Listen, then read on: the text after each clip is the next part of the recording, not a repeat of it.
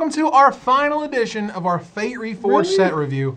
It's really the last one, Brandon. It is. Yeah. So we're here today to talk about all of the green cards and the multicolor cards. I am Evan Irwin. I'm still Brad Nelson. All day. All day! And we're going to talk about some green cards, starting with the Abzan Beastmaster. He's a Beastmaster. Oh. He is a Beastmaster, and he seems very good against control decks. What was the card? Something Ferocity? The enchantment, remember? I know what you're talking about. Yeah. But I don't remember what it does. I don't remember. Something to Ferocity, and I feel It drew terrible. cards when you had guys, and they didn't. It literally had that text on an enchantment. Oh, yeah, it did, didn't it? Yeah, if you control the greatest toughness or tie for the greatest toughness, you get to draw a card. And that was cool, and that card was super neat, and a lot of people like to play it. A Triumph of Ferocity. Yeah. Yeah, so Triumph of Ferocity was a thing, and some people tried to play it, but it just wasn't really worth a card because of the inconsistency you'd have in it. Yeah. Of course, the dream at the time was you would play Birds of Paradise, and you would play Triumph of Ferocity, and you would draw a card because you had the birds and they didn't have anything. Yeah. But of course, when they had something, you felt bad, and it didn't work, and it didn't do anything. So now when it's tied to a creature, it's fantastic. Yeah, because it's like a good. I mean, it's okay because this body's kind of irrelevant, and everyone has 3-drops, right? Because like Morph allows everyone to always have a 3-drop. Right, and it does only have 1 toughness, so I mean they engineered it the right way. However, this is a card that really works when you're in Sultai. You know, when you have the rotting mastodons and whatnot, and you have the huge toughness creatures. Oh yeah, you're able to really make sure that this card triggers, and you're able to get a lot of cards off of it.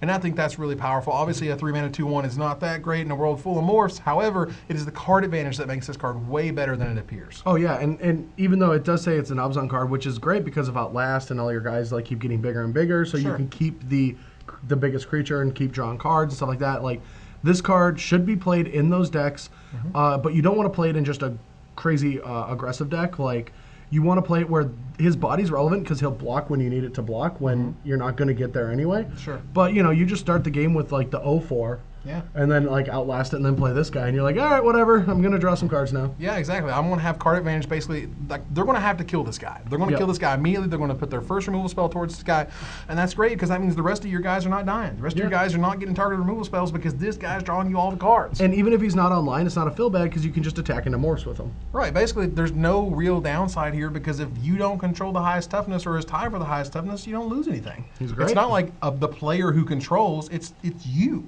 He's also a hound, but looks like a bunny. It's all perfect. Ooh, he's a bunny hound. Yeah.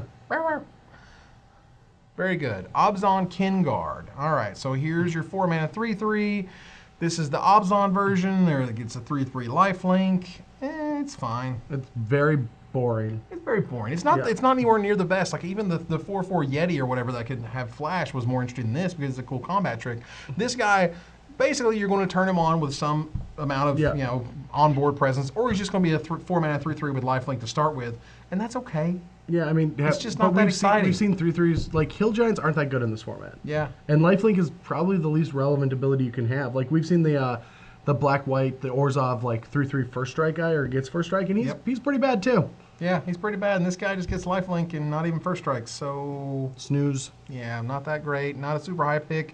You know, it is uncommon, which I think makes it look a little bit better than it is, but ultimately it's no more playable than the one that got first strike. The silver on its rarity symbol is the only reason that it looks relatively good because we're conditioned to think uncommons are good. Exactly. Well, commons you're only going to see them so many times. They have to be much better than the average, common or average uncommon or even, but no, just not that good. Einok Guide. I like this guy a lot.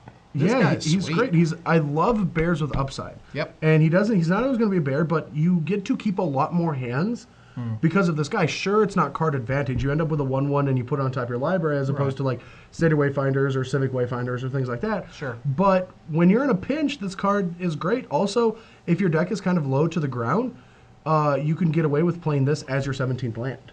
Yeah. Absolutely. Yeah. I mean, this both sort of fixes you when you're looking for a certain color of mana, and Civic Wayfinders never costed 2.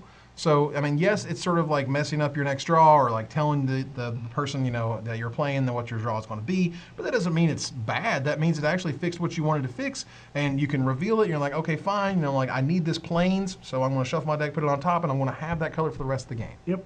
Which is awesome. This card is super playable. It's not super powerful, but I really think it's great for the 5-color strategies. And it's really good in the, just sort of, I'm looking for something aggressive on the curve. You can always just play it as a 2/2 for 2. Exactly. Bears with upside. Ambush Crotic. Crotic? Ambush Crotic, maybe? Yeah, but I don't really get how it's an ambush. I mean, it doesn't really jump on you. It kind of takes its time because there's no flash on it. So And you have to return a creature to your hand. And they want you to get a 5/5 trample for 6. It's not even that great. That's not even that great. I mean, they want you to get some sort of value out of it, and obviously we just passed a card that gave you value when it enters the battlefield, and that's fun and all.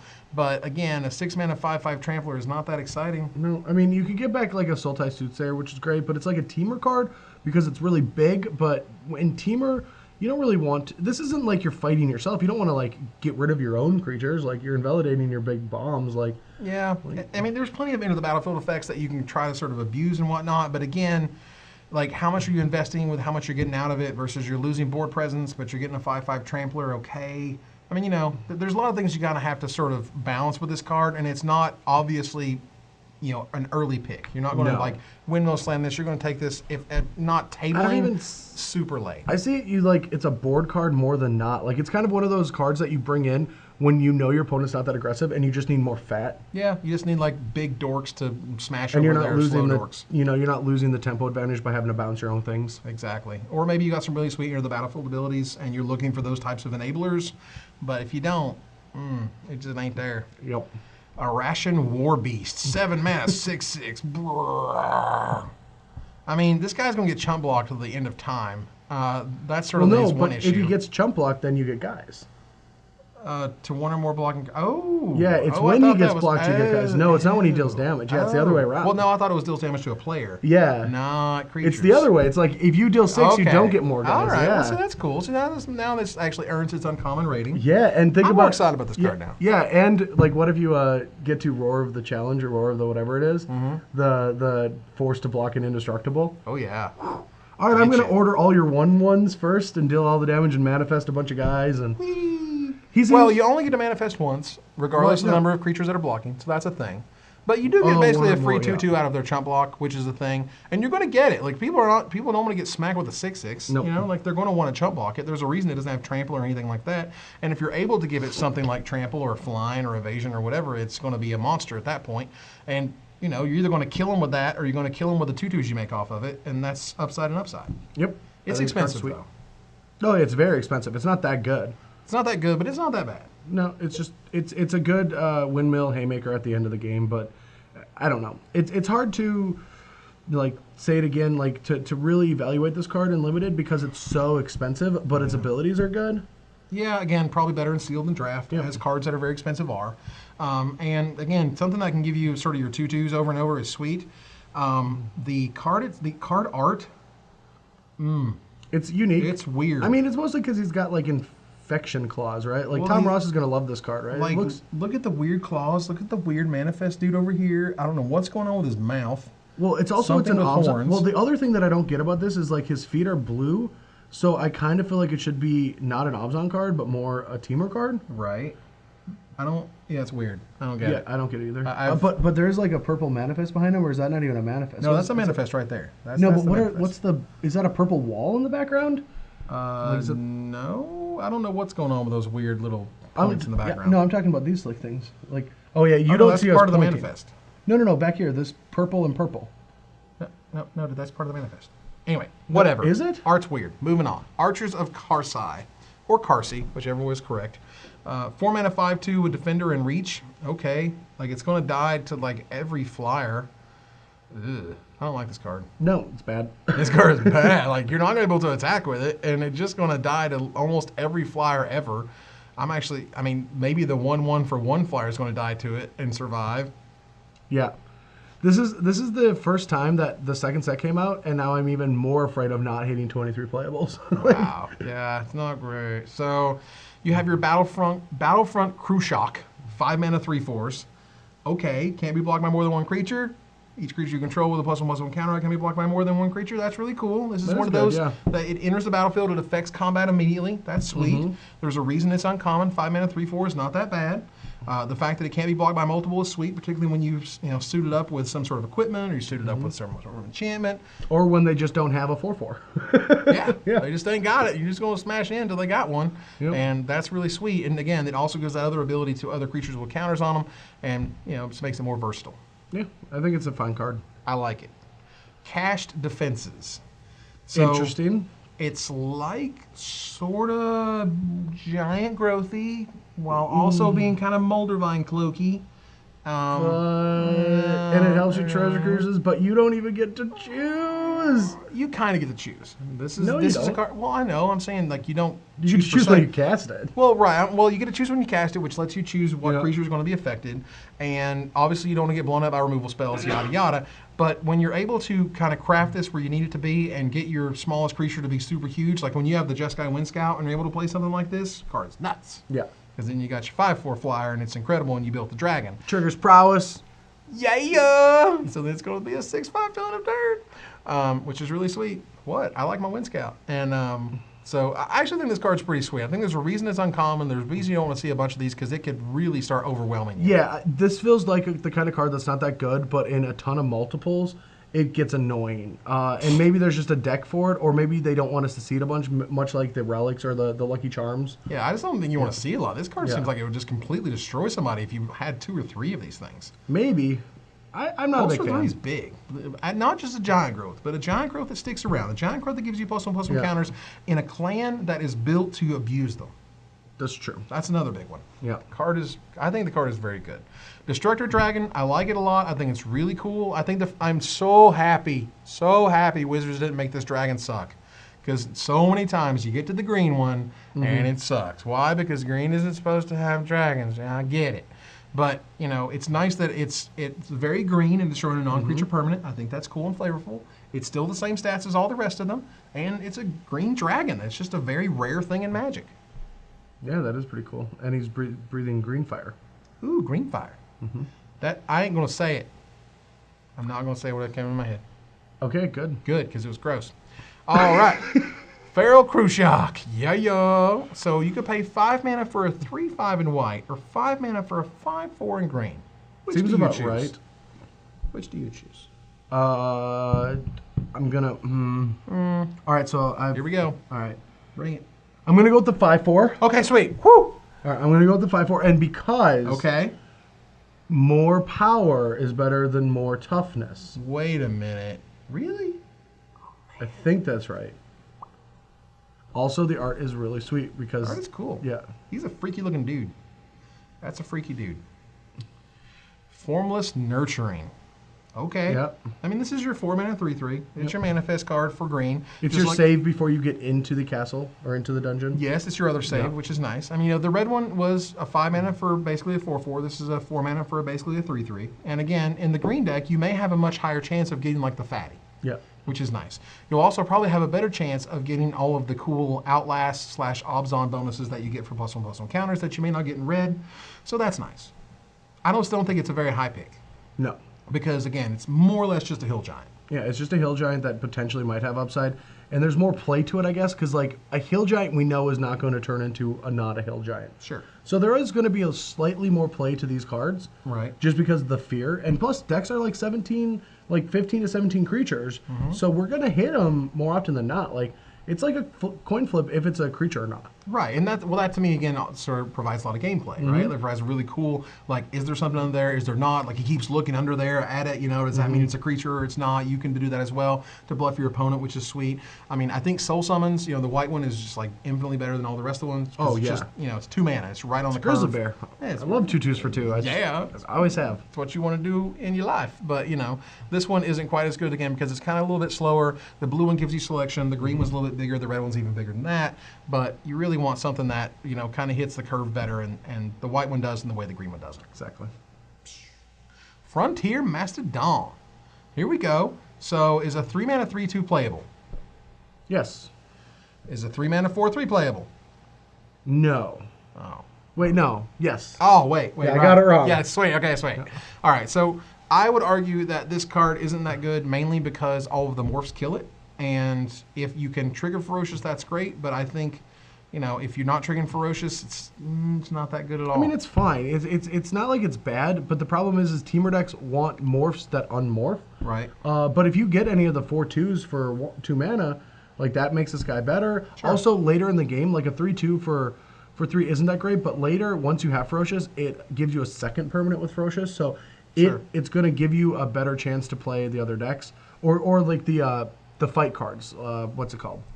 The 2-mana Savage Punch. Yes. Like it lets you make those cards better throughout the entire game. Right. But I would play Alpine Grizzly over this. Yeah, absolutely. I mean, again, this isn't like straight terrible. And obviously a 3-mana 4/2 is that just is a 4/2 and doesn't need anything special on it.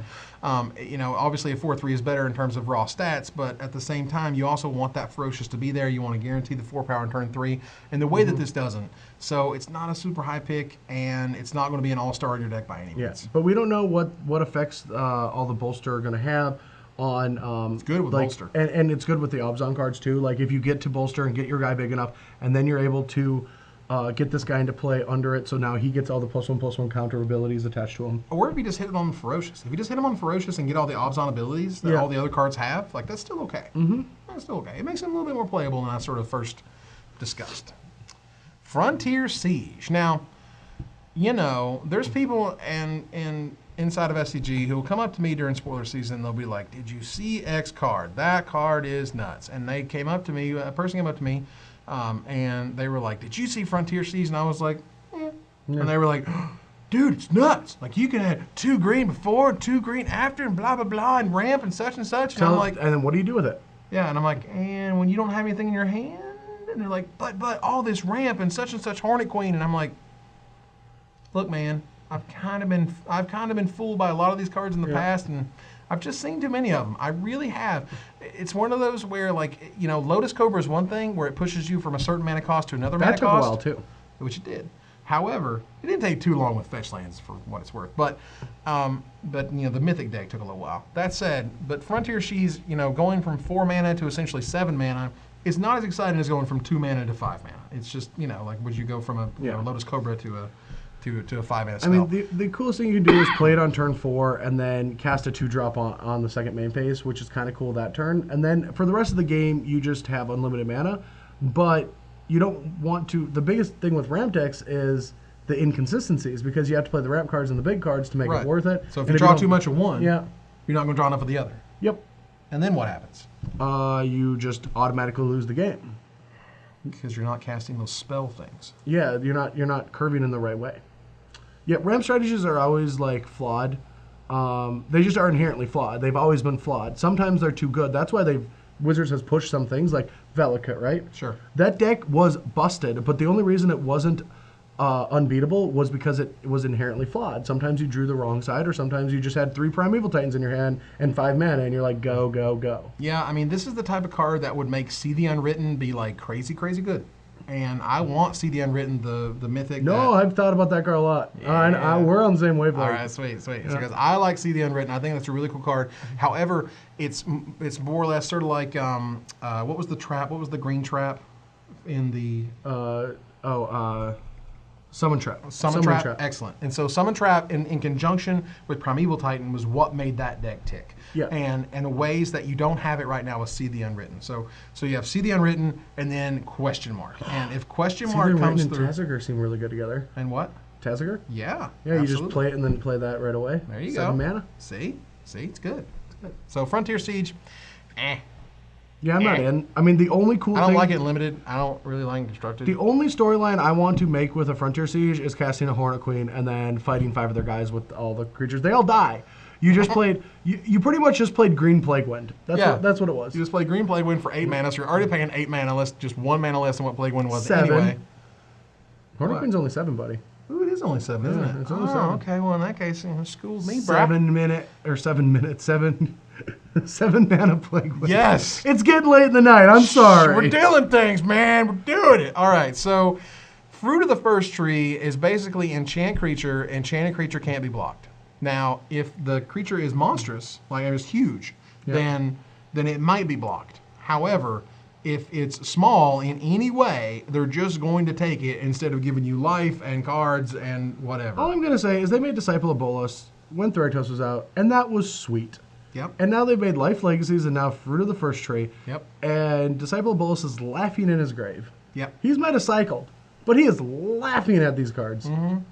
And how is that even too overpowered of effect? Like, the new ones are just bleh. Yeah, I mean, meh. I mean, they don't want them to be good. They're not supposed to be super good. This is more or less a limited card. You know, you put it on something that you know they're going to expound a lot of resources on. I mean, you know, but the problem is, if it has a high toughness, it's going to have a hard time dying. Yeah, but they've also wasted some of the best art on this card, in my opinion. This is great work. Really good. Great work. This is really good. Yeah. Way to go on this guy, Ryan. Yeah, Ryan Yee made a beautiful piece of art. Way to go, buddy. I'm sorry they gave you a not great card. Yeah, this should have been an Avacyn. Yeah, but so you did a good job. So let's move on. Hunt the Week. Here we go. Coming back. Yeah, we've had this before. Yep, I think it was good. Was RTR block? Or was this like not Guild Pack, but Gate Crash? Something like that? I don't remember. All I do know is that I've been casting this card a lot lately. It's really good. In Duels of the Planeswalkers. Absolutely. Yeah. It's a good fight card. It's a good removal spell. It's the green removal spell. So if you see this and you're in green in basically any fashion, take this card. Yeah. It's good. It's powerful. It will do what but you want it to do. But it puts a counter on, and then that hits you ferocious on other ways, and it's Obzon. Yep. It's very subtle in this set. It does a lot of cool things in this set that it didn't do in others. Yeah. It triggers prowess. All the clans love it. All the clans love it. It triggers prowess, obviously. Yeah. It fills your graveyard for Delve. Marty's the only thing that doesn't want it. Marty likes the guys getting bigger, sure, whenever. So here's your Map the Waste. This is your weird, rampant, growthy, bolstery thing. Yeah, it does all the things, and I don't know if there are enough of the things to make it worth it. I know, right? Like if it was 2 mana, it would be way too good because Rampant Growth is a constructed worthy card. This is not. If it got 2 lands, then it'd be Kodama's Reach. You know, 1 in play, and it'd be way too good because Kodama's Reach is nuts. And then you kind of have, I wouldn't say the worst of both worlds, but you got like this weird Rampant Growth along with this weird +1/+1 counter. You usually want to ramp into things. You don't want to do the things and then ramp into other things. Well, yeah, you don't want to ramp and then like do something to the creatures on the board. You want to ramp and then play a sweet creature and maybe make it awesome. But anything that is already existing on turn 3 is either going to be a 1-drop or a 2-drop, which is probably bad on the 1-drop and maybe good on the 2-drop, and then that means your 3-drop is at best. And, you know, like think of all these different scenarios that kind of have to happen to make this card not suck. The only time that this card is going to be at best, I think, is like the 4-color mid-range decks where you like put a Archer's Parapet or whatever into play, then you make it a 1/6, and so it's harder to get through. And then you search for your like 4th color, so then you can start casting 5-drops. Like like your 4-color, your 5-color decks, they'll want this card. And this card will do sweet stuff in those kinds of decks. It's okay. It's okay. Return to the Earth. All right. Kill it. They've made this before, but it could kill lands, right? Oh, no, it never got flying, It never got a creature with flying. There was Creeping Mold, which got most of all the things, but it never got a creature with flying, which I thought was really neat. Yeah, I've always been a fan of cards that kill flyers in green decks because sometimes you just need removal effects because you have the ground, you know, figured out. Yep. You have the biggest guys, and you can do combat there, but they're going to try to race you in the air. Yep. And so those are always great, but there aren't enough artifacts or enchantments in this format, really. Like they're sideboard cards. Like this is a good sideboard card. Like there's the whole cycle of the manifest enchantments. Yeah. Those are really good, and those are really sweet. But they don't. Okay, so now what? You didn't kill a creature though. You didn't kill the creature. However, if I was able to kill the blue cloud form thing, or the light form in white, I'll be okay. Well, light form, you could just kill the creature with flying. You could actually kill it. However, which is a good 2-for-1. Yeah. However, if the cloud form just gets rid of that stupid enchantment so it's not hexproof anymore and I can just block the thing, that's awesome. This is the type of card that you want to play versus that 5/2 defender with reach. Like, this is the card you want for that 4-mana slot because this really kills the creature with flying, and you don't have to waste a creature slot that sucks. And you're also able to have if they got that equipment card with a +3/+2, or if they got all these cool enchantments with the rage form and the light form and the cloud form and all other stuff, like, it is pretty versatile, and I like that a lot. Yeah. It's sweet. It's playable. Ruthless Instincts for 3 mana. Choose one, buddy. Yeah. Choose one. Well, I think it's going to depend on which turn it is. Then the decisions are easier. It's neat though. Yeah, I like it. Like there's a lot of good gameplay in this. There's a lot of good options in this. It's basically good whether you're attacking or not, which I think is nice. I think they sort of gave you both of those options, and you're able to either wreck your opponent or more than likely wreck your opponent. Yeah, and, I mean, wreck and wreck. It's very interesting. It'll always be at risk of a 2-for-1, which I love. Yeah. I didn't want like the thing like to like be a destroy a attacking creature or something. You know, I love that you're always at risk for a 2-for-1. Right. But you do something offensively and defensively, and that's what's really cool about this card. Right. So you get the offense, the defense, either one you want. Pick it early, pick it often. In your green decks, it's crazy good.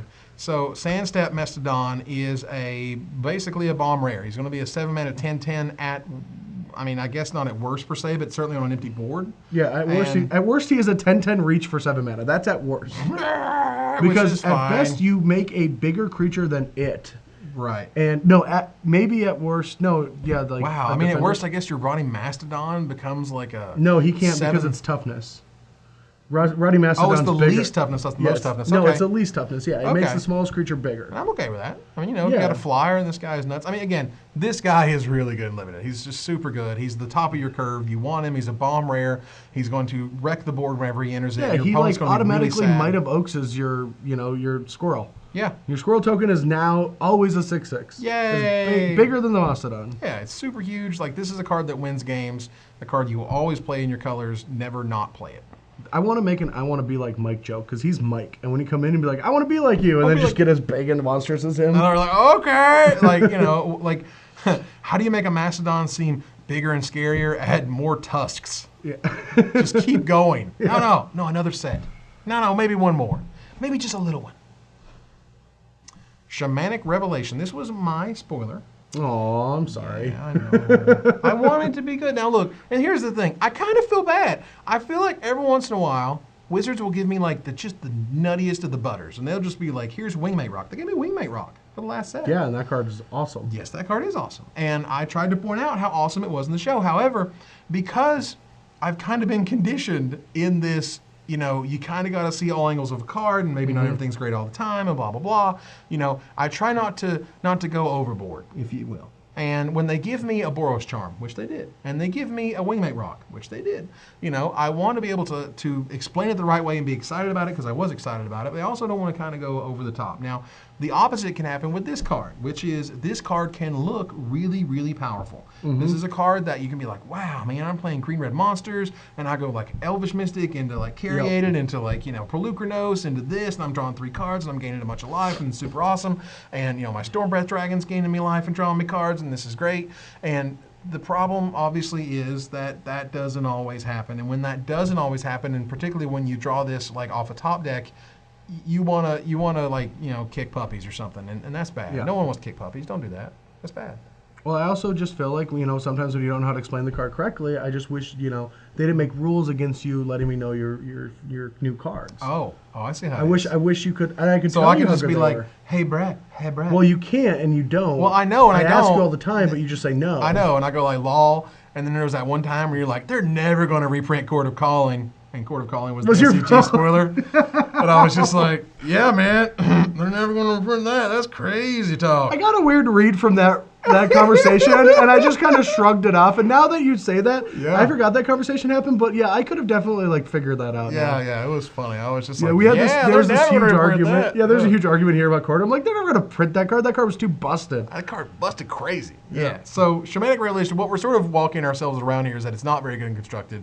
It's great and casual. It's going to be amazing and limited. This card is a sweet, sweet limited bomb. Oh, yeah. Collective Unconscious was the Mercadia Mask rare that was 6 mana that only did the first part of this card, that didn't do the Ferocious, gaining a bunch of life stuff. So you obviously have a bunch of upside. In limited, it's a bomb. It's huge. First pick it and you'll love it. But in the constructed realm, which is really what I want it to be, the stuff that I really get excited about, and Wizards, if you're paying attention, I always want a constructed worthy card. I always get way more excited about constructed. I've always been a spike at heart, even if I've not won a lot of things in my life. I've always wanted and enjoyed the tournament sort of thrill of good, powerful cards. I want preview cards too. I don't have an outlet for them, but I just want them. I want all of them. Brad wants them. Yeah. Please. He has a Twitter and Facebook. I have a Twitter. I can just put it up there with like 120. How many do you get after a picture? What, 114 or something? 100, yeah. Yeah, like that. 114. I have 114 Characters. Yeah. to pre-release this card. So Yeah. Well, you get 140, but you have the picture that eats up so many. Gotcha. All Yeah. right. It would be good. Everyone would Well, I love it. thought you were talking about the characters left after you post the picture. That's what I mean. Yeah, like 114 or something. Yeah, that's what you got left. Anyway, Yeah. whatever. So Sudden Reclamation. Okay. And a creature card and a land card. Yeah, Okay. it's card advantage. It's green card advantage. At the end of their turn. Yeah, That's powerful stuff. yeah, and it triggers prowess. I kid.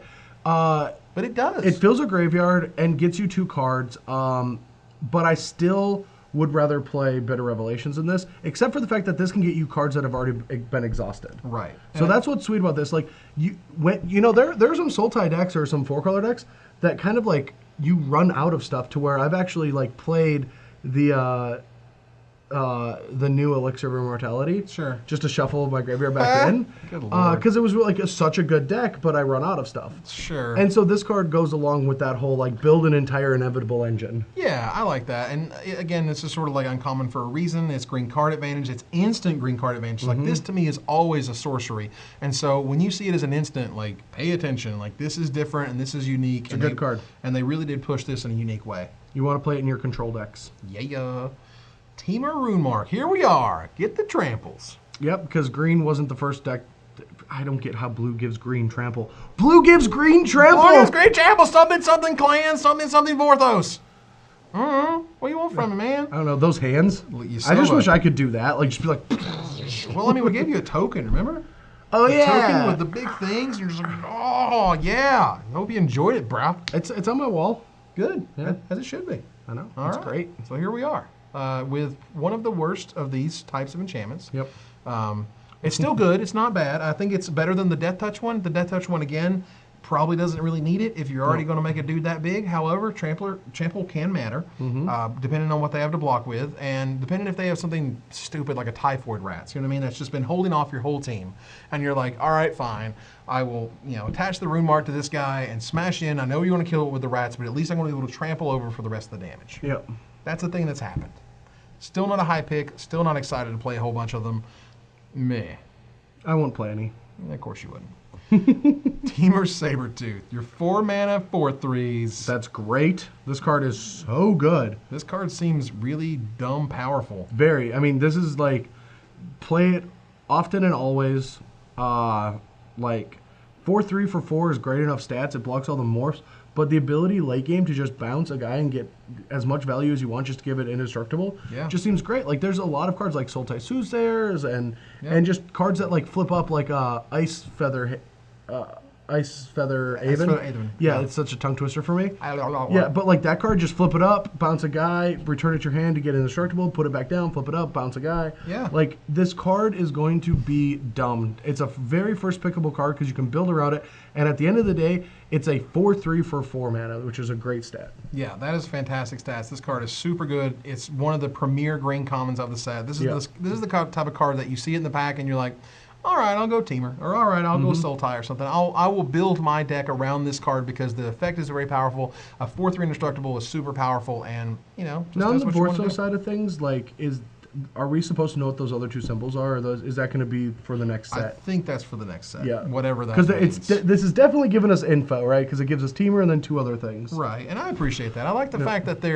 that Wizards isn't saying much as to like what the weird watermarks are on the dragons that we'll see in a little bit. Like, they want us to figure some of that stuff out, and that's important. Like, the power of secrets and the power of not knowing is sometimes a really, really good thing. Otherwise, we just wouldn't care. Like, if they already told us what those things were, we'd be like, well, this means this means that. We'll see it next set. Like, that's not as cool to sort of than to talk about the conjecture of it. Teamer War Shaman. Yeah, 6 mana, 4/5s. That manifests when into the battlefield. What? Yeah, This card is really good. Yeah, because it can just like get a guy, and if you get an actual creature, you can fight now. And right, it doesn't matter even if you don't get a guy off the manifest. If you have any morph that is currently existing, you're just turning it up and then fight, pow. Yeah. I mean, that seems cray-cray. Yeah, this card seems really good. Yeah, this is a bomb rare. This is the type of rare you want in your green decks. This is the thing that you first pick and you build your deck around. And it can work in that type of like weird Trail of Mystery type deck, or it can work in just like the I'm playing fatties and I'm going to beat when your you even face have in. more rares. When you have this guy plus Trail of Mystery, so your guy People gets pass plus around Trail of Mystery, man. They just don't care. Yeah, I think it's busted good. Well, yeah, but that's because you're a good player, bro. Well, that's because I also like to dirtle with morphs. Well, I've died with Trail of Mystery and played many a time. Of course you have. But the 6 mana 4/5s that give you a free 2/2 and then make all your morphs fight guys, like that's quality. That's good quality limited magic. And he walks around with a save all the time, which is great. Yeah, he never has to worry about losing data. No, he's good. He's good. He's got that save right there in the back. Yep. That's good. And not going to be good and constructed in any way. However, a limited, it is fantastic. Yep. Warden of the First Tree. All right, let's go. Give it to me. Oh no, I want your opinion first. All right, here we go. So, Figure of Destiny is a card. Figure of Destiny is a card. Long time ago, Galaxy, blah, blah. I remember playing in the Eventide pre-release, And I remember that they gave away Figure of Destiny as the promo foil. That was the promo foil that you got just for playing, which was pretty freaking fantastic. And I picked up many a copy from people who didn't like it because they just didn't know what good Magic cards looked like. So I picked up lots. And I made out pretty well in that one. Played lots of Figure of Destiny. Love Figure of Destiny. I think it's one of the best cards. It led us to the level up mechanic, which I really like. I can't wait for them to bring back level up because I thought it was a great concept and there's a ton of design space they didn't even use. So you have Figure of Destiny that basically defined part of Standard. At one point, you kind of got to the Fairies 5-color control Scred Red, which was sort of your pillars of the time. And Figure of Destiny was a very important part of that metagame and of the Scred Red deck in particular because you could basically have one guy who they have to deal with or he will win the game on his own. And that is pretty much the only aspect that this card really hits because this card is not as good as Figure of Destiny for a few reasons. One, that it levels up on 2, 4, and 6 versus leveling up on 1, 3, and 6, I think was the last one. And when you level up on 2, that means you have to use your entire second turn versus leveling up on 1, where you could either play a 1-mana spell and level up, or you could just level up at the end of their turn and leave 1 mana open for things like there was the... I mean, there was Lightning Bolt back then, right? Lightning Bolt was back there. What was the 1-mana Force Spike from White? You know what I'm talking about? Yeah. I know what you're talking about. It was... Mana Tithe. Thank you. So there was Mana Tithe in the format, and that's fine. The other bit, and this is super important, is it would be okay if this guy leveled up at 4 as long as it changed his power and toughness. Yes. Because it doesn't. And when you pour in 4 mana in this thing and they lightning strike it, you feel bad. There's a serious feel bad going on there. You just have to invest upwards to how much mana is it? I did the math before, but it's 7. Yeah, you have to invest 13 mana to this before it can get past a Courser. Yep. 13 mana to get past a Courser, and that's like my biggest argument for this card. But the biggest, like the biggest moment for this card was during a versus video. BBD threw this into Obs on Aggro to try it out, right? And it looked embarrassing. And then in between games, he's like, "I'm just gonna take these out, like, and just say it's not good." And I'm like, "Yes." Like, we're not going to just lie to them. It's a new card. We want to keep playing with them. But we played one game, and we're just like, this is not worth it. Yeah. Like, I don't even want to give this a second shot. Like, yeah, I mean, this is one of those cards that could take Theros leaving before it actually becomes good. That's the thing. Or it could take, we're not seeing this card correctly, and this is not an Obzon card. It is either a green-black card or a green-white card, and you play, like, better removal spells. But I was very... dissatisfied when I saw it. I was like, this is not what I want out of a green mythic. When the second ability didn't change, even to like a 4/4 or just a 3/4 for God's sake, something that stops a lightning strike or a bile blight or whatever. Like, give me something so it doesn't just die after you pour that much mana into it. That was the part where I was like, part of it is that you don't really want yet another figure. You don't just want like the green figure. I get it. You want to differentiate them. But at the same time, if those abilities don't really mesh or match up the way that figures did, because figures was amazing when you poured 3 mana and you made it a 4/4, that was super powerful. Yeah. So that's different than this one, which is I'm pouring 8 mana into it. Let's 7 mana into it to get something that can't get over a 2/4. Also, what's really gross about this guy is you play him, and then your opponent plays Satyr Wayfinder, and I'll tell you, if you attack, they're going to block to just time walk you. Yep. Like, I want you to make a 3/3. I don't want you to progress your board or play a 2-drop. Right. Or you're forced to play an untap land instead of a tap land. All these things just make this card feel really bad to me. And I do believe that it probably was better than it is now, and the reason it's like this is because of just trying to make the format feel better for us. We're going to reap the benefits of this card not being good, I think. Yeah, that to me sounds like maybe they added trample instead of being like a 4/4 with lifelink or something like that, which would be a little bit different. But, at that point, you're pouring in 3 mana for a 3/3 and you have a Nessian Courser. Yep. Also, the sad thing about this is, even if this was monocolor, it would still be bad, worse than Figure Destiny. Yeah. And now you have to play multiple colors, right? So I'm not a fan, but I am a fan of the next card. Can we go to the next card? I'm just saying, last word on this. This is super crazy good and limited. Don't let us fool you. We're talking all about constructed here. It is crazy good and limited. Note that the last ability can be used as many times as you want. You can activate it, put 5 counters on it, activate it, put 5 counters on it. I don't know if this would ever reach constructed, even in the grindiest of control matchups. When you want to put something out there that they have to answer and have to kill, you still have to put so much mana and so much time into it. They can easily find an answer by the time this guy becomes even threatening. Yep. Blah. Nope. Next Whisper card after of this. the Wilds. I like this card a lot, actually. I think this card is sweet. Yeah. The fact that you can, you now sort of have something that isn't going to be completely unplayable when Carriated leaves, because Carriated is going to leave at some point, and we're going to have something for our 2-drop. I know, right? Cry the Indian Tear. And we have to somehow, kind of advance our mana beyond what it should be on turn 1 or turn 2, because we're green, and that's what they do. So that's really cool. I think they tried to push this as far as they could. Yeah, and the difference between 1 and 2 is actually pretty visible in things like Wild Call, Yep. or just like any Polukranos or trying to get to Hornet Queens or anything. Like, these things are going to be relevant. Like, I mean, all of us that have played Polukranos before have realized that we're short 1 mana to do it one more time, and it changes everything. Yeah. And this card gives you that an extra mana, which could potentially be that different mana. Absolutely. So I love this card. Yeah, so this card is very good and limited. It's mana accelerant. You're able to power out your big bombs. It's better in sealed than in draft, of course. But even in draft, if you're able to get through and play your sweet, huge teamer guys. Yeah, I don't know. I think this card's going to be good in both, just because like we haven't had this in the format yet. It's true. We haven't had sort of true mana acceleration in this form. So, excuse me, it's going to be very, very good. This card, now again, I'm just saying, you can go watch the Magic Show, and everybody else was crapping all over this card. No one said a word about this card. Yeah. This is like my favorite card in the set. I'm just like, guys, they didn't make this mythic for like no reason. It's a 5 mana for the 4/4 and basically a 2/2. It also has this Wrath protection built in. Like, this card is sweet. And every turn you get a 2/2. So in decks that have a lot of removal, this is just a top deck that's gonna have inevitability. I'm a big fan of this card. I have this really like internal struggle between, do I need Doomwake Giants? Like, if I had to play Sultai week 1, sure. Do I play Doomwakes or Whisperwood Elementals? Because I don't know if they're going to be a lot of tokens or not, because this card is powerful. And it's powerful in decks that can kill creatures and can like have a long game, because it plays to both roles. Like, you can just play it and you get 6 power for 5 mana on turn 1. Or the turn it comes into play. It's just 2 guys. If they kill 1, you still have something left over. It can help you with your coursers, because you don't, like, if you're deciding between should I play this or play a different card, and you just have like a Caryatid on top of your level, like, I guess I'm going to play this so I can get rid of the Caryatid so I can get a new card or a fresh card at the top. It's phenomenal. I think this card is not on the level of like Courser power, like when we saw Courser, how good it was going to be. We knew how good Courser was the instant we saw it. Well, not everyone. I think Michael Jacobson? Jacob? Yeah, Michael Jacob. I haven't talked or thought about that guy in a long time. I almost forgot his name.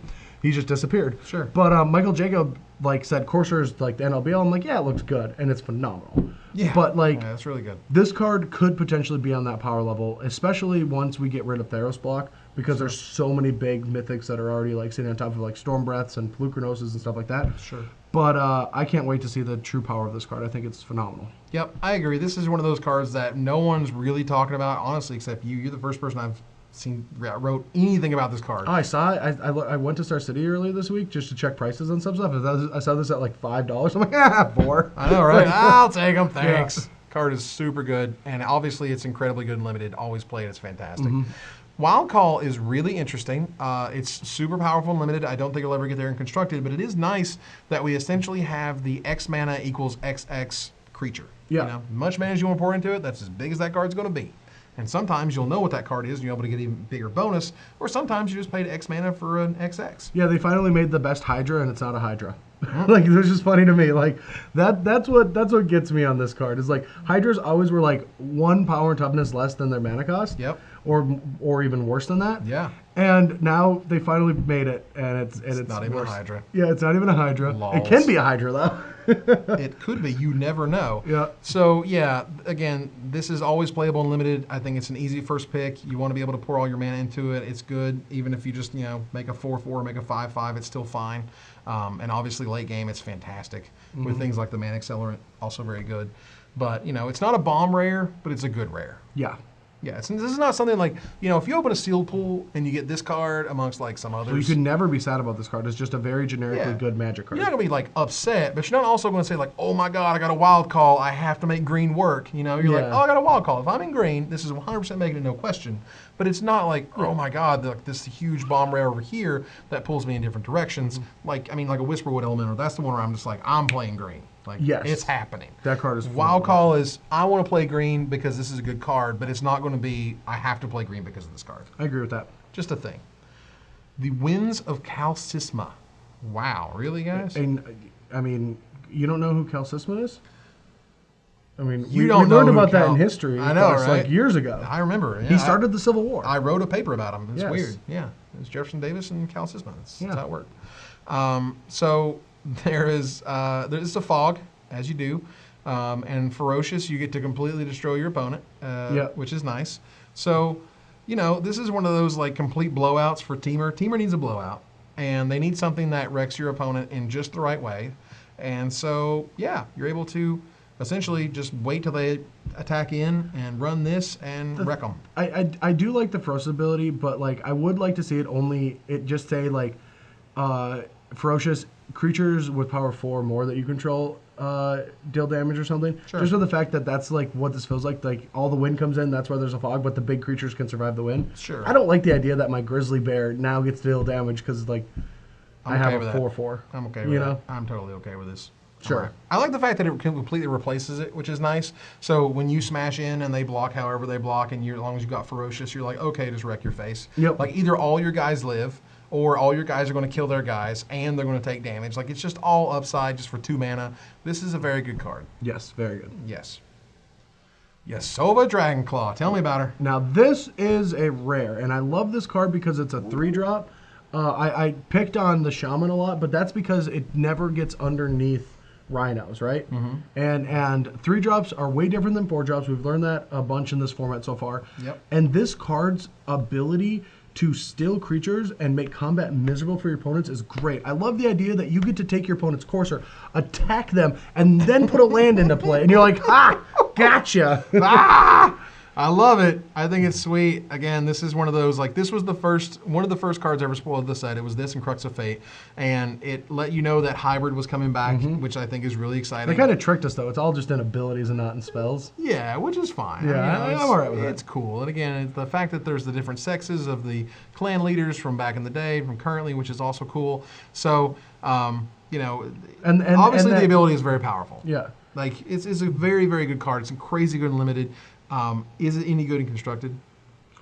Yeah, no. Like, I think this card is Have you actually play tested with it yet? I have not play tested with this yet, but a couple people have. I think that this card splashes really well in a green deck that you just splash, or a red deck that splashes green. It works really well with Flamewake Phoenix. It doesn't have good stats for staying around for a long time, but the thing is you put it in a deck that doesn't care if the creatures live. All you're doing is trying to just spray the board with a bunch of good creatures. Sure.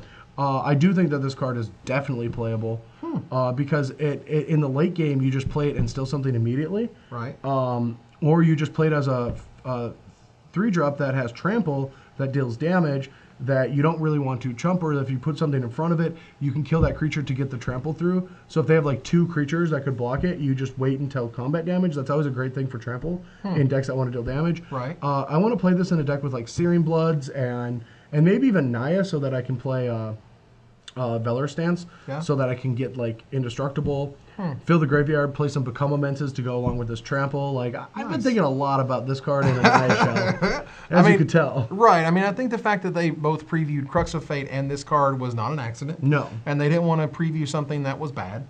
So, the fact that this card is as powerful as it is, I hope it is more powerful than Surikar Dragonclaw, which is the current clan leader from Khans, which wasn't nearly as good as I had hoped it would be. Yeah.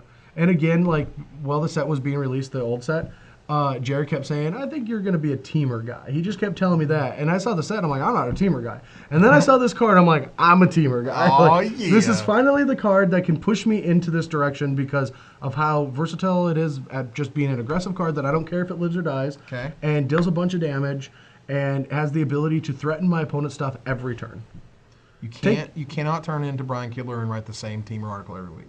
Of course I wouldn't. I make fun of him for doing that all the time. All right. Are you kidding me? I'll be a teamer guy for a week. And then I'm going to be an Armzone guy. Then I'm going to be a Sultai guy. I know, right? And meanwhile, Brian is like, all right, another teamer article. Let's do this. Let's make it happen. I'm like, what one card did he change from last week? We shouldn't be bashing on that, Arma. We love Brian Kidler, just giving him crap.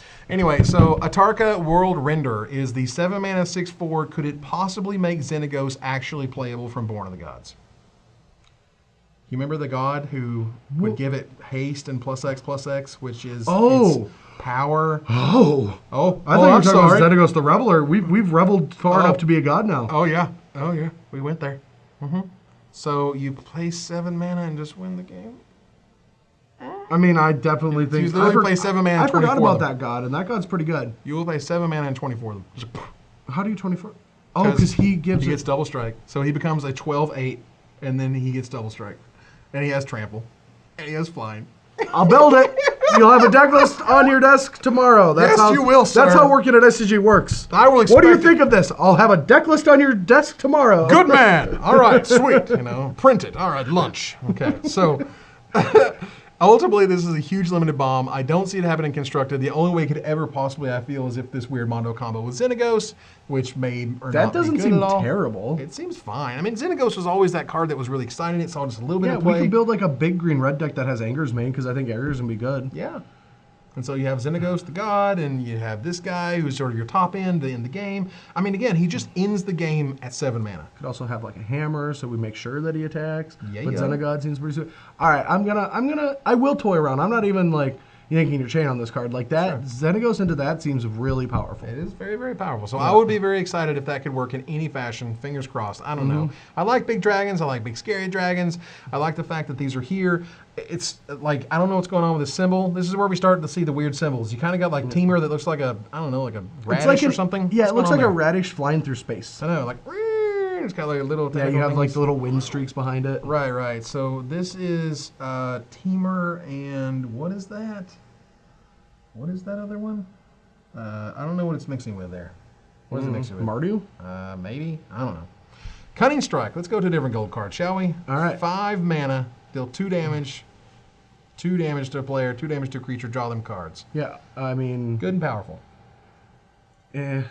I mean, it's good. Jeskai. This is a Jeskai It's card. fine. This You is get a to deal- 100% Jeskai card. Look, it's Of course even it's got a the need Jeskai. for speed blurs. Yeah, of course it's a Jeskai card. It doesn't mean it's good. Well, I mean, it's... 5 mana to deal 2 damage. You know what it triggers? Prowess. Yeah! Trigger prow. That's what it does. I call it prow. You call it Prow I Pack? call it prow. I can just see you play Moto at home. You're like, Prow. That's what I do to amuse myself. So, Cunning Strike, 5 mana, you're dealing damage to players and creatures, you're drawing cards. It's expensive, Well, but again... I'm pretty sure that they tried this at 4 mana. We're like, this is too. This will break standard. Well... we have to make this 5 mana. Yeah, whatever. I wouldn't go that far. I would say maybe at 3 mana it would be really silly, but... I mean, you mean a card that's already practically been printed? Yeah, Electrolyze? Yeah. Yeah, basically. Electrolyze is insanely good, and they haven't printed anything anywhere close to that in a long, long time. No. Cunning Strike is not it. I still think Cunning Strike is okay.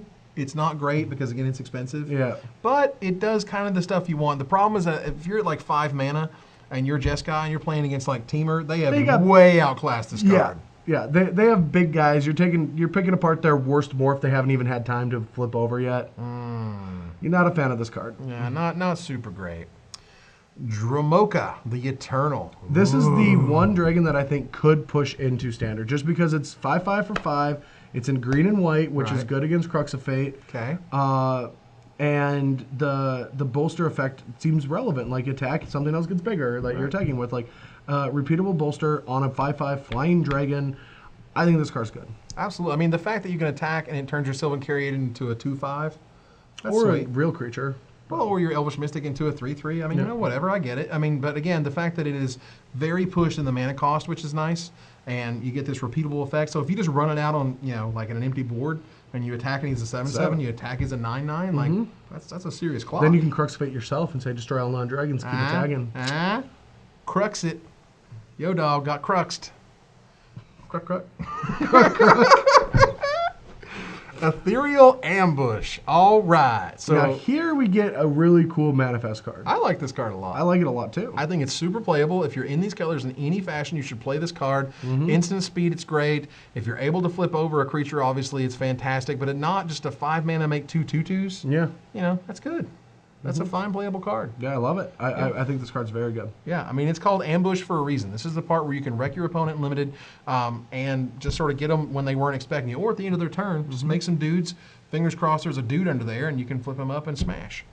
Very good, very playable. Not the highest of picks, but it's still good. Ooh, I just thought about this. This is weird. We're going back to one of the early green cards from this. But you remember the 3/3 that we were like, man, because it just gets lifelink. Yeah. I do think that Heal Giants are going to get better now that I think about it because all the manifest? Because all the manifest that can't turn into morphs. Like before, we're so conditioned that all the morphs turn into bigger creatures eventually. Right, all the morphs turn into But great now stuff. that there's like 1/3 of these cards are going to be manifested, I guess only a little bit, like 60% of 1/3 of the set can't flip over.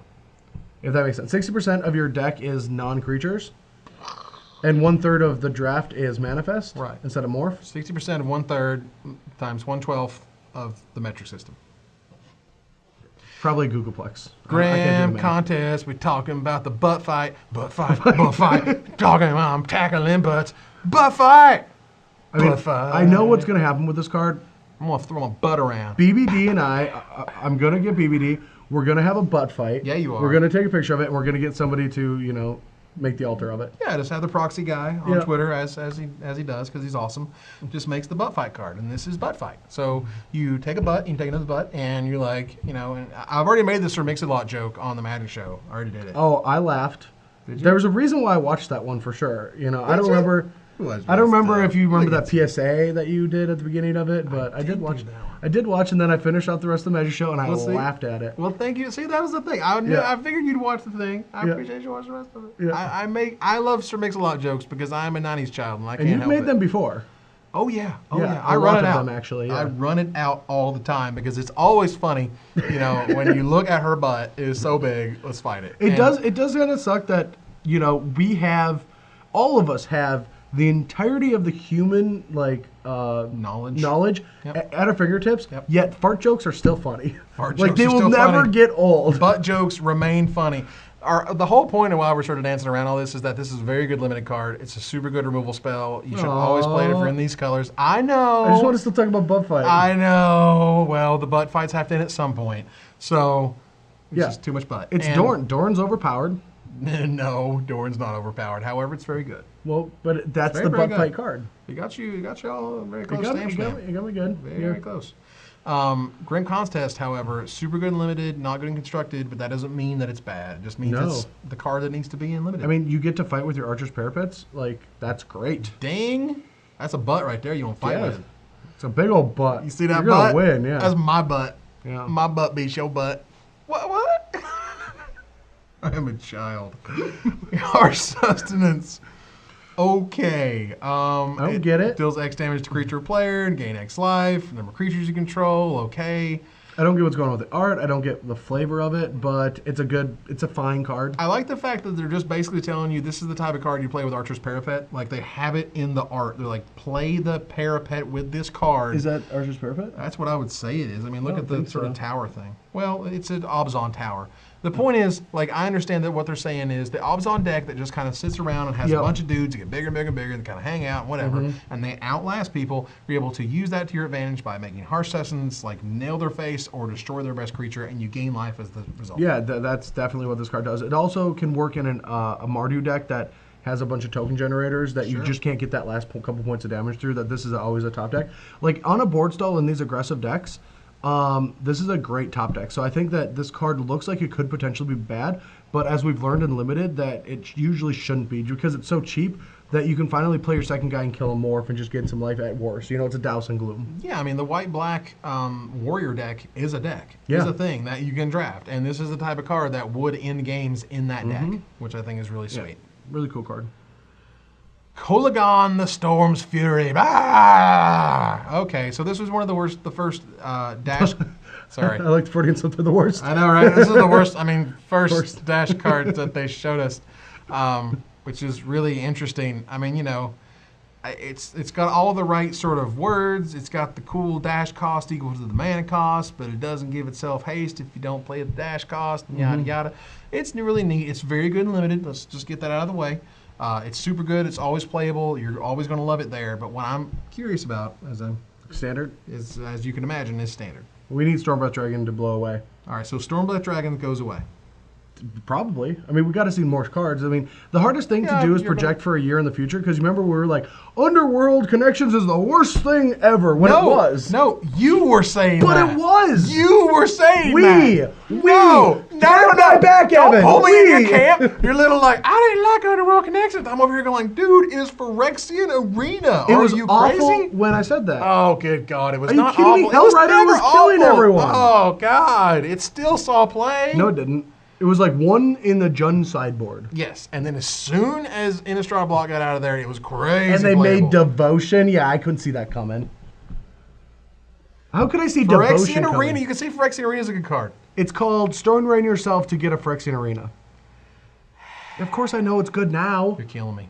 Smalls, you're It killing me. was good then, but I could see it then. So this guy. Maybe. So right now he's bad. Yeah. Right now he's bad. Maybe in a future world he'll be good. He's probably gonna be really good. Think so? Yeah, I mean he pumps your whole team. He like dodges removal spells like mass removal. Sure. Like that's a big. This whole dash mechanic is a good dash cards are great because they can get around mass removal. So the Wrath decks, you're just like 5-ya, 5-ya, 5-ya, and they don't really have a good answer to that. I like it a lot. I'm just saying, like I'm just skeptical.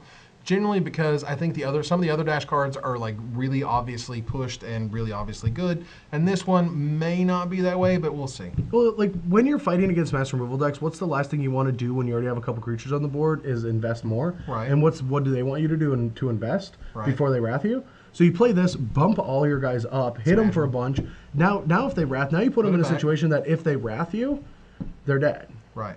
So like that's great. That's cool. Yeah. I like it. So again, limited bomb. You're always going to run it. It's great. And constructed, we'll see. Yep, maybe. Oh, God, how do you say this? What? Ojutai? Ojutai. Ojutai, Soul of Winter. Soul of Winter. So he's the reason why we all get cold. So this is the Jeskai plus Sultai. He's like, maybe he poops snow or something. I don't know. No, it's a soul. Oh, it's he a makes soul. us all cold. Oh. He brings us all down. 7 mana, 5/6. When you attack, blah blah blah. Taps the thing. It's really crazy good and limited. Really crazy good. Don't not play this. But I don't. Unless you're not in these colors. Well, sure. But this is also one of the, like, if you're going to open it in draft, you're going to first pick it because it's a good card. It's a dragon that's going to just win you the game by itself. If you're in these colors and sealed at all, you want to play this card. And then lastly, it's just like, it's not going to get there in constructed. No. It's way too expensive, and it's cute as a 7 mana, 5/6 flying vigilance, which is great, and you're able to attack and lock stuff down, and that's cool. Lock the big guys down. But that's just not enough in constructed. Nope. Not enough. But it's powerful and it's cool, and you can have a blue-white commander deck where this is your commander. I like how it looks like it's tapped in the art, but it has vigilance. I know, right? It's like, I'm just doing this for style points. Style points. Silumgar, the Drifting Death. This card is constructed worthy. Oh yeah, I've been trying to find room for it in a lot of places because it's the anti-Elspeth card. It's like this is the most. I hate Elspeth harder. No, they couldn't. You can't kill with Elspeth, can't kill it with permanence, and it kills all your tokens every turn. Yep, that's pretty much it. So you can't target it, and I am exactly small enough that you can't kill it with that ability, and I wreck your first ability. Yeah. I wonder what card this one was meant to destroy. Just like all of them. I just love how many anti-Elspeth cards are out there. This one was the most overt for me. Oh, yeah. This one was just like, I literally want R&D to design the card that Elspeth can't beat. And they're like, here you go. Yeah. And we're like, oh, sweet. Thanks, guys. That's what I wanted it to do. Not only get around that first ability, not only hexproof, but also kill those stupid tokens. Thanks, Wizards. Way to go. And then they're just like, end hostilities, make 3 guys go. Dang it. Well, that stinks. So it's cool that it's whenever a dragon you control attacks, which is probably going to get better in the next set if there's more dragons. Because if you attack with 2 of them, all their team gets -2/-2, which is crazy powerful, honestly. In limited, this card is awesome. Always play it. It's great. Huge butt. You're going to make all their teams smaller, able to smash with your smaller guys, even because their larger guys get smaller, as it were.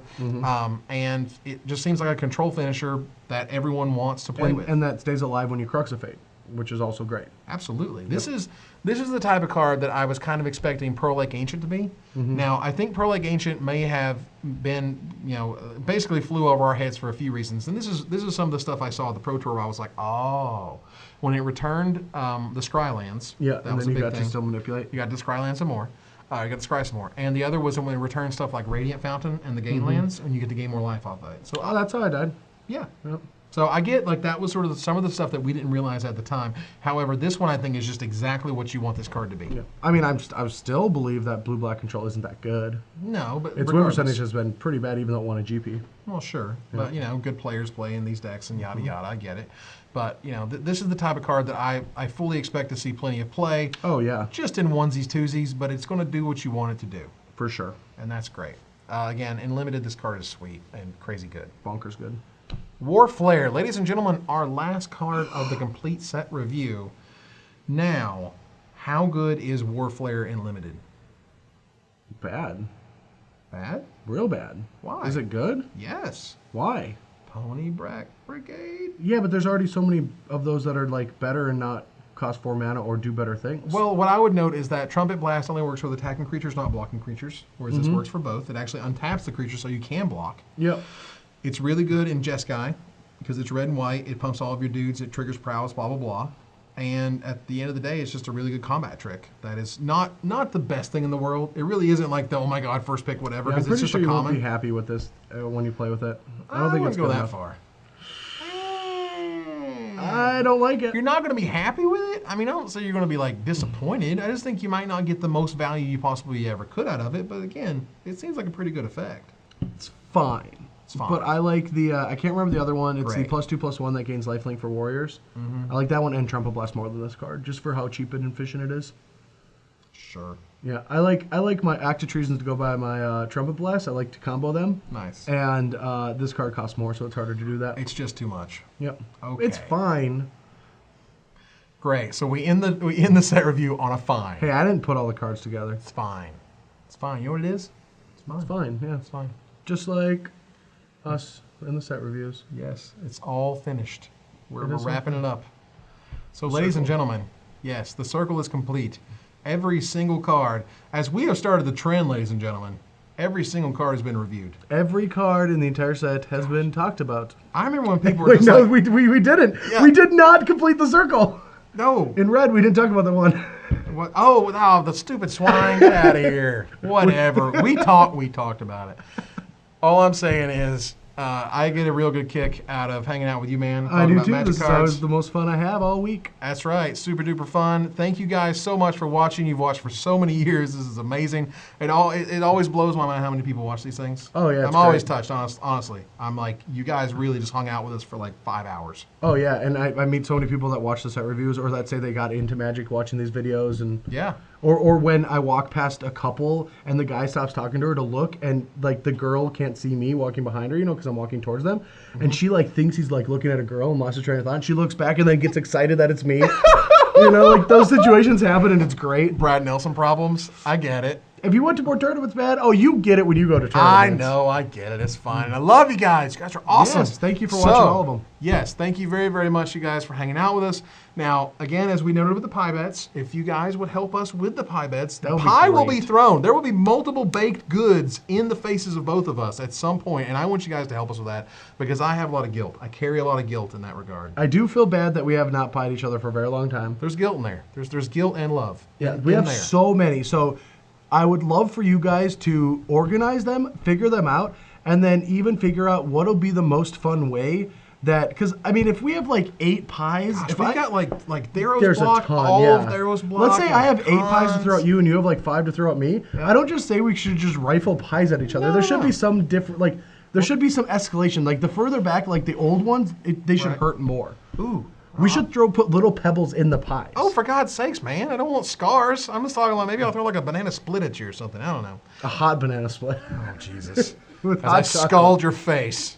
Awesome. That's good. That's good Shouldn't quality have video. got it wrong, Brad. Ah, that's what you get, Fetchland boy. All right, ladies and gentlemen. Again, thank you very much for watching. I do appreciate it. This is Evan Irwin. Brad Nelson. We tapped all those cards. So you never had to. That's right. See you next time.